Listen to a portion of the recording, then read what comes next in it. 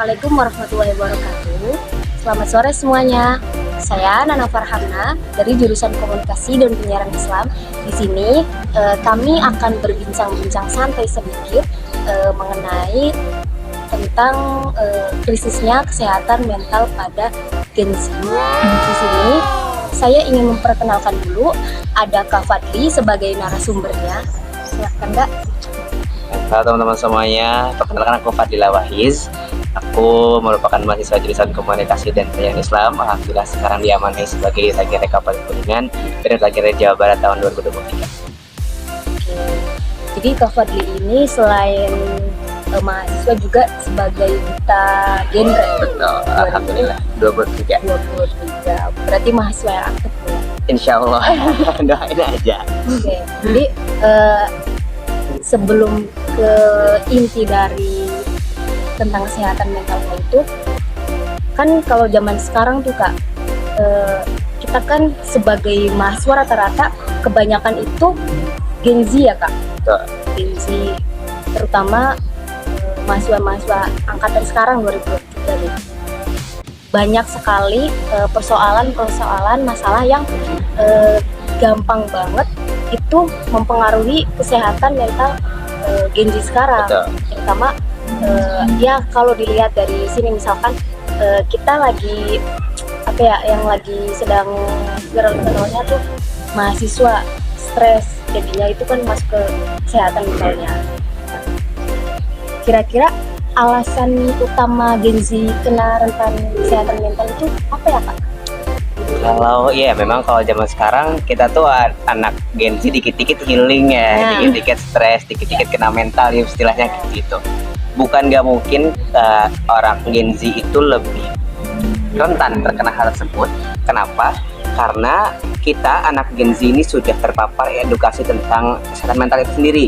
Makanya kadang-kadang kita tuh disebut generasi lemah sama generasi paling atas-atas kan, kayak milenial, boomer itu nyebut kita generasi tempe. Iya, gitu kan. betul. Nah, karena mereka sendiri, iya betul, karena mereka sendiri nggak mengalami dan tidak terpapar informasi kesehatan mental seterbuka kita. Itu yang pertama. Jadi kita tuh karena kita sudah tahu, jadi kita lebih sensitif nih sama isu-isu kesehatan mental. Itu yang pertama. Yang kedua, di sisi lain kita ini anak muda itu suka meromantisasi segala macam berkaitan dengan kesehatan mental. Jadi kita tuh ngerasa bahwa segala hal yang berkaitan dengan kesehatan mental itu sangat berharga. Makanya kadang-kadang apa-apa yang bikin stres kita jauhin. Ditambah lagi dengan konsumsi sosial media yang masif gitu ya, yang semua dilihat di sosial media, dimana kadang-kadang standar bahagia juga malah ikutin sosial media, yang dikejar aja tuh nggak bisa. Iya betul sekali. Yang bikin kehidupan mereka jadi ekspektasi dengan realita, ekspektasi sosial medianya dengan realita yang mereka hadapi itu nggak ketemu, yang bikin mereka akhirnya mengalami stres. Ditambah lagi keadaan kayak tekanan-tekanan tugas sekolah bikin mereka jadi mudah tersenggol kesehatan mental. Jadi tadi dimulai dari karena kita secara informasi sudah teredukasi lebih banyak sehingga lebih sensitif. Yang kedua karena konsumsi sosial medianya juga tinggi, dan juga karena memang kita ya sudah aware aja gitu, dan itu memang wajar. Berarti kita tuh generasi Gen Z itu lebih lemah ya dibanding generasi milenial ya? Kalau saya sebut lemah kuat itu buat saya relatif ya. Karena anak milenial ataupun Gen Z dibesarkan dengan cara yang berbeda. Iya enggak? Kita nih Gen Z gede itu sudah akrab dengan sosial media, dengan teknologi gitu ya, sehingga dan orang tua kita tuh udah kayak sayang banget sama kita, gak punya perhatian lain selain menyayangi kita. Beda dengan milenial yang ketika diasuh mungkin mereka masih dalam keadaan orang tuanya sulit. Iya betul sekali. Iya kan? Mental tuh udah terlatih ya. Iya, jadi mereka sudah dilatih hidup susah dari kecil. Iya, sedangkan kita dari kecil sudah serba mudah. Makanya dikasih susah sedikit langsung mewek. Iya, nah, jadi bukan karena kita yang lemah, tapi karena memang pola asuh dari kecil kita itu membentuk kita punya sensitivitas yang lebih terkait dengan kesehatan mental kita. Terus bagaimana sih Kak bentuk-bentuk yang berkaitan dengan masalah kesehatan mental ini? Gen Z ya, kalau Gen Z mah untuk masalah kesehatan mental Gen Z. kalau yang sering sih biasanya insecure ya. Biasanya overthinking kayak gitu-gitu, anak muda Gen Z biasanya sering banget ngerasain insecure, overthinking, atau bahkan penyakit gangguan kesehatan mental yang lebih berat, misalnya gangguan kecemasan atau anxiety disorder, bisa juga ADHD atau bahkan OCD, itu bisa lebih serius. Tapi yang umumnya terjadi itu yang saya ikuti adalah anxiety disorder, di mana remaja-remaja ini biasanya mereka sering punya kecemasan berlebih terhadap apapun, kadang-kadang yang nggak mereka harus saya cemasin malah dibikin khawatir secara berlebihan. Lalu, kenapa sih Kak kita tuh perlu kesadaran tentang kesehatan mental? Kenapa kita perlu kesadaran buat kesehatan mental gitu Iya. ya? Karena dengan kesehatan mental yang sehat gitu ya, yang terjaga, itu tuh bikin kehidupan kita jadi kerasa lebih damai, lebih nyaman gitu. Karena kadang-kadang ketika kita punya uang sekalipun, ketika kita stres mah apa artinya kita punya uang ya, Iya. gitu ya. Ketika kita punya teman banyak gitu ya, teman kita di mana-mana, tapi kesehatan mental kita lagi stres, kita lagi depresi. Terus apa artinya teman kita saat itu gitu? Kita nggak bisa nikmatin seblak yang kita ada di depan kita Iya. kalau kita stres ya dong. Ya tetap aja ya. Tetap, karena dengan kita punya kesehatan mental yang baik, dengan kesehatan kita mental yang terjaga, bikin segala aktivitas kita juga akan terjadi dengan baik juga. Lalu siapa aja sih Kak yang terlibat dalam untuk menjaga kesehatan mental pada diri sendiri? Tentu saja dimulai dari diri sendiri ya. Diri kita Saya sendiri. sendiri, dari sendiri itu sangat mempengaruhi, karena kesehatan mental erat kaitan dengan mindset gitu. Menurut saya kayak gitu. Betul sekali, karena kadang-kadang kalau misalnya kita mindsetnya itu, misalnya kita ngomongin anxiety disorder ya gitu. Anxiety disorder kan bermula dari kecemasan biasa, terus kemudian semakin cemas, intensitasnya semakin tinggi gitu ya, sampai hal-halnya juga, sampai hal yang nggak perlu dicemaskan, dan efek cemas itu bukan cuma merasa cemas, tapi juga sampai ke reaksi fisik. Itu kan anxiety disorder. Ketika kita punya mindset apa-apa dicemasin misalnya, padahal nggak semua hal itu harus kita pikirin. Nah, itu mulai bisa bikin kita kualitas kesehatan mentalnya menurun. Itu yang pertama. Jadi kita perlu tahu dulu nih diri kita sendirinya seperti apa. Ngasih perlakuan ketika kita merasa sedih, ketika kita merasa marah, ketika kita merasakan berbagai emosi, kita tuh harus tahu. Jadi kunci kita harus mengenal diri sendiri dulu. Sama diri sendiri yang pertama. Yang kedua tentu saja pola asuh orang tua. Pola asuh orang tua itu sangat ngaruh banget ke kesehatan mental, karena tadi ya disebutin kan, kalau misalnya kita kan dari kecil sudah sangat sensitif dan sudah sangat hidup dalam kemudahan, sensitivitas terhadap kesehatan mentalnya juga sudah semakin tinggi, sehingga kita juga ya bukannya makin lemah, karena emang kita hidupnya udah serba mudah. Iya. Dikasih susah ya Jadi ya kayak gini jadinya gitu. Tapi di sisi lain, ketika orang tua, kita punya orang tua misalnya, kita punya orang tua, kita tidak diapresiasi sama sekali pencapaiannya kita gitu kan. Nah, itu akan mempengaruhi juga bagaimana kita punya mental terhadap apresiasi, sehingga kita haus akan validasi orang lain, karena validasi dari lingkungan terkecilnya aja nggak dapet misalnya kayak gitu. Dan juga dari orang-orang terdekat lingkungan, di mana lingkungan ini adalah mereka orang-orang yang selalu kita temui, sahabat, orang-orang yang teman-teman circle yang paling sering kita ajak ngobrol. Kalau misalnya dari awal mereka itu cuman bikin kamu insecure misalnya, atau mungkin circle kamu ini selalu atau menonjolkan sisi yang kamu gak suka. Misal kamu gak suka posisi gigi kamu yang tonggos misalnya. Tapi ada satu circle yang mengapresiasi itu sebagai bagian dari kecantikan kamu, ada dong. Tapi ada juga kan yang ngejelekin, kamu mah tonggos, bikin kamu makin jelek mentalnya, itu juga perlu diperhatikan. Jadi kita perlu secara kompleks tuh, semuanya sangat mempengaruhi kesehatan mental kita sebenarnya. Dari mulai diri sendiri, keluarga, sampai ke lingkungan. lalu gimana sih Kak Vinci bisa meluapkan emosinya? Oke, baik. Nah, meluapkan emosi itu adalah cara yang paling penting. Jangan sampai kita itu asal meluapkan emosi. Yang pertama, sebelum kita meluapkan emosi adalah sadari kalau setiap emosi yang kita rasain itu nggak apa-apa, wajar. Mau itu marah, mau itu sedih, mau itu seneng, mau itu takut, nggak apa-apa aja gitu. Karena kadang-kadang kalau kita sedih, kalau kita marah, atau kalau kita lagi berduka gitu, kita ngerasa aku tuh harus cepet-cepet bahagia. Iya, betul Gitu. sekali. Ya kan, kadang-kadang gitu juga ya. Iya, Aku tuh harus cepet-cepet bahagia, aku gitu nggak boleh kelihatan sedih misalnya kayak gitu. Padahal nggak apa-apa. Ketika kita sedih, ngerasa perlu nangis, ya nangis aja. Ketika kita marah, perlu marah-marah, ya marah-marah aja. Pertanyaannya, ketika merasa itu, kita tahu nyamannya meluapkannya seperti apa. Ada berbagai macam cara orang-orang sesuai kenyamanannya ya gitu. Ada yang ngobrol, punya teman curhat, itu bisa. Yang paling umum seperti itu. Atau ada yang lewat karya misalnya, ada yang bikin puisi, ya tulisan, atau mungkin iya bisa juga, atau sekedar kamu sekarang kan ada handphone ya, kamu curhat sama WA kamu sendiri gitu ya Allah gitu juga bisa. Seenggaknya perasaannya itu kamu tumpahkan daripada luber pecah gitu ya, akhirnya malah makan korban orang lain yang jadi pelampiasan, itu malah gak bagus. Jadi ada banyak makan cara, mulai dari curhatnya bisa tadi ya ke orang, nulis, atau sekedar VN sama diri sendiri gitu ya, ngegambar, atau mungkin juga menulis buku diary gitu. Atau banyak banget cara, tergantung kenyamanan kamu aja.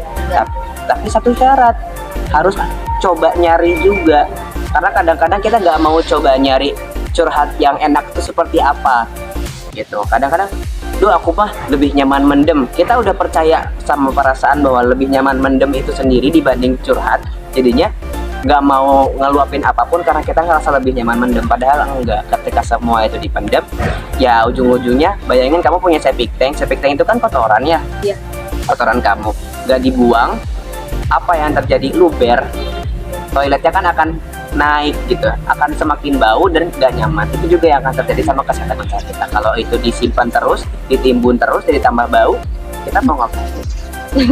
Nah, bingung sendiri kitanya. Harus rutin dibuang dengan cara yang kita nyaman, dengan cara masing-masing sesuai dengan kitanya. Betul. Enaknya gimana? Benar. Cara yang banyak dan harus juga dicari ya. Betul, harus dicari. Jangan cuma diemnya doang, tapi Betul. harus cari. Terus kapan sih Kak Gen Z itu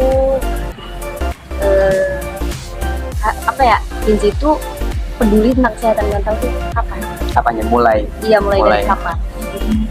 Seyogianya bagusnya itu dari kecil ya. Sebenarnya pelatihan kesadaran mental itu dari kecil. Kenapa? Karena kita ini kan dari kecil gak dikenalin sama kesehatan mental secara gamblang ya. Maksudnya kita kan apal kesehatan mental tuh akhir-akhir ini kan. Gak yang kayak dari orang anxiety disorder, enggak kayak gitu kan. Gak ada. Tapi kita dari kecil gak terpapar itu. Bagusnya nih mungkin nanti nih kita pas jadi orang tua gitu ya, ketika kata kecil ajarin gitu. Oh, adek sekarang tuh lagi marah, adek tuh sekarang lagi sedih. Kenapa? Misalnya lah karena mainannya dicuri sama temennya. Hal-hal sederhana mengenalkan emosinya dari kecil itu adalah bagian dari bagaimana kita merawat kesehatan mental. Ketika kita udah mengenali emosi kita itu apa, terus kita juga tahu cara menghadapi emosi tersebut, kita akan lebih gampang nih untuk menjaga kesehatan mental kita. Jadi dari kecil bagusnya tuh kayak gitu. Tapi kalau udah gede baru kenal gimana? Ya nggak apa-apa juga gitu. Sama caranya adalah dengan ketika kita ngerasain sesuatu, kita jangan sampai larut sama perasaan itu. Misal kita sedih, kita jangan yang kayak aduh ya Allah segala macam dipikirin gitu ya, langsung berderak kayak gitu. Coba sekarang tanya, kira-kira aku sedih ini kenapa ya gitu. Boleh nggak ya aku sedih? Boleh nggak sih hal seperti ini tuh aku sedihin? Atau boleh nggak sih aku tuh marah sama dia? Pantas gak sih aku untuk marahnya? Hal-hal seperti itu kadang-kadang perlu ditanyain. Iya kan? Kadang-kadang kita marah tanpa sebab ya emang perlu dimarah-marahin yang kayak gitu. Kadang-kadang kan perlu kayak gitu ya. Nah, hal seperti itu kita aja. Nah, supaya emosi kita tuh ya dikeluarkan secukupnya. Dengan apa yang nggak perlu marah kita marahin kan ya hemat sayang sama energinya. Waktunya juga, tenaganya juga ya. Terus kapan sih Kak kasus apa yang sering terjadi tentang kesehatan mental pada Gen Z? Kalau itu tadi ya gitu, mulai dari kecemasan, depresi, stres gitu ya. Dimulai dari kecemasan sih biasanya, karena badan kita tuh punya resistensi atau ketahanan yang menyesuaikan. Ketika awal-awal kita tuh ngerasa kecemasan ini, kita hadapi dengan misalnya nangis aja cukup gitu ya. Terus si badan ini akan ngerasa, oh nangis seperti ini tuh wajar. Kemudian penanganannya akan lebih gede lagi sehingga responsnya tuh akan lebih gede lagi. Ketika awalnya hanya nangis terus cukup, tiba-tiba beban anxiety kecemasannya lebih besar. Respons badannya juga akan lebih berat. Terus nanti kamu nggak ngelakuin apapun nih sama kecemasan kamu yang sudah meningkat ini. Terus badannya ngerasa udah biasa. Padahal itu tuh secara skalanya sudah meningkat kecemasannya, rasa sakitnya, tapi badannya tuh udah ngerasa biasa. Nah itu perlu diwaspadai. Takutnya ada ya tadi naik naik apa ya kasarnya, naik kelas sakitnya gitu loh. Ketika awalnya hanya cemas biasa, terus tiba-tiba kamu nanti jadi dari stres, jadi depresi, tiba-tiba nanti gangguan kecemasan, apa yang terjadi? Nah, itu biasa. Tahapnya ya, jadi ada tahapnya juga. Iya, jadi hal-hal yang kecil tuh perlu diperhatikan. Jangan sampai perasaan emosi-emosi kecil tadi kamu biarin gitu aja sampai akhirnya jadi hal yang lebih besar. Harus sayangi diri kita ya. Betul. Perhatikan. Nah, kalau nungguin dia yang sayang nggak bisa ya. Aduh, ini pertanyaan terakhir. Boleh. Apa sih yang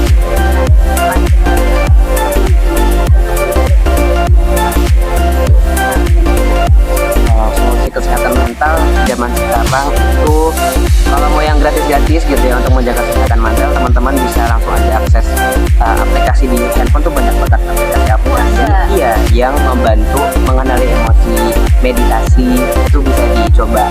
Dimana meditasi itu kan menyadari nafas ya. Dengan menyadari nafas biasanya kita juga punya kontrol terhadap kehidupan, kontrol terhadap waktu saat ini kita gitu. Kadang-kadang kan kita hidup itu badannya di sini, pikirannya emang kemana gitu ya. Nah, dengan meditasi itu ngebantu kita mengembalikan pikiran dan badan kita tuh dalam satu waktu yang sama. Dengan aplikasi meditasi online yang gratis maupun yang berbayar biasanya ada. Itu yang pertama. Yang kedua, kalau misalnya teman-teman ini ngerasa butuh nih bantuan profesional, datangi saja gitu ya. Aduh, tapi kan profesional bayar, psikolog bayar ya biasanya. Lumayan ya untuk remaja yang belum punya penghasilan ya gede lah ya duit segitu buat konsultasi gitu. Iya. Tapi banyak kok gitu ya layanan-layanan daring yang bisa teman-teman coba. Misalnya kalau di genre Kuningan, teman-teman bisa langsung hubungi aja di @genre.ku, itu ada layanan konsultasi konseling gratis di Genreku dan akan ditangani sama konselor sebaya. Di Genre Indonesia juga ada, langsung aja di Instagram @genre-indonesia. Setiap Sabtu itu ada konselor sebaya yang akan menangani secara daring, biasanya via chat dulu, nanti ditangani secara video call. Dan juga website-website yang sama, biasanya dari konseling dari sebaya, konselingnya sebaya itu juga ada di @sebaya.id juga ada. Langsung aja untuk dapat pertolongan, mungkin bukan psikolog tapi konselor yang memang bisa memberikan apa ya, penanganan tapi sifatnya tidak diagnosis ya, tidak untuk mendiagnosa. Oke, ini kita udah di akhir ya.